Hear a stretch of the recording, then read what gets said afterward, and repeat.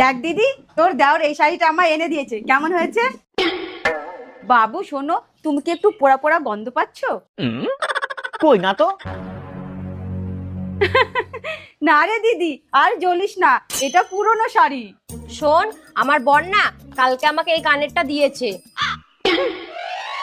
আরে ভাই, এখন তো আমি পোড়া পোড়া গন্ধ পাচ্ছি, তুমি পাচ্ছ না? তুইও জ্বলিস না রে, এটা সোনার না।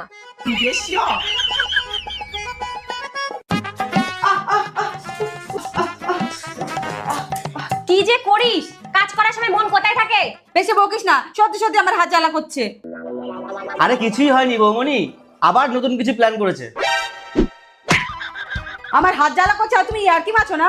তাহলে ওইখানে কি দেবা? কোনো